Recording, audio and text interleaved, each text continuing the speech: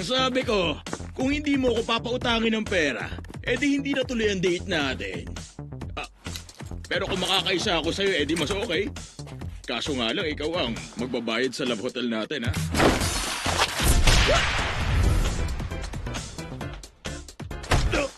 Pasapak ng isa! Wisit, umas ka! At anong akala mo, kaya mo ako, ha?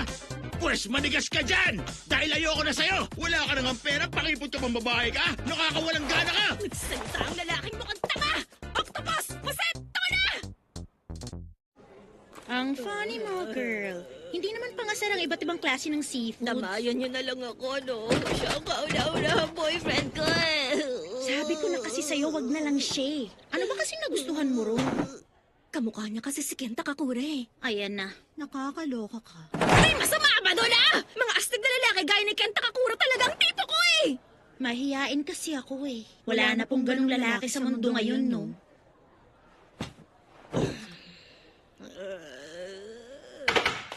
Ano ba naman yan? Wala na ba talaga ako pag-asa makakilala pa ng katulad ni Ken? Teka nga, wala man lang ba makikiramay sa akin dito? Napakalapit talaga ng mundo. Ayun na naman yun. Huwag ka nga tumingin, kadiri ka. Ayos yan, palamanan natin ang magnet. Mas masakit to pag tumama.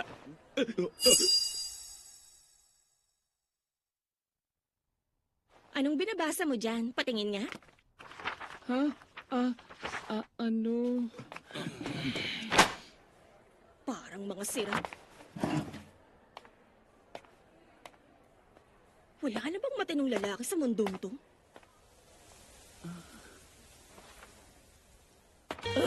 Ayoko na talaga. Saang labor ko ba pwedeng ibuhos lahat ang naipon kong stress sa katawan ko? Bisaya si Momo! Ha? Alam ko kung ano ba talaga ang hilig mo! Ha? Alam ko kung ano ba talaga ang hilig mo! Inulit mo pa talaga, ha? Kakausapin ba ako ng isang katulad ni Miss Ayas eh? Mas isa lang ang dahilan kung bakit yun yung gagawin! Teka, parang mali ka yata ng inaakala. Makinig ka, wala naman talaga akong balak na makipagkaibigan sa'yo. Kalimutan mo na yung kanina. Tungkol dito yung tinutukoy ko, no? Sabi dito nakapunta na ang presidente sa Mars, tapos ito yung expose sa Project Pegasus! Ha? Ano daw? Mahilig ka sa occult, tama ba? Hindi ako naniniwala sa mga bagay katulad ng UFO at aliens. Hindi UFO kung hindi UAP! Unidentified aerial phenomena, hindi UFO! Oy, pwede ba tumigil ka na nga? Opisyal na tinanggap ng Amerika na may UAPs nga talaga. Kaya ang Air Force nila naging Space Force na. Gumawa na rin ng Aerospace Defense Force ng Japan. Kahit saan mo tingnan, naghahanda na sila para sa malaking space war! Pwede ba ako umalis? Ano?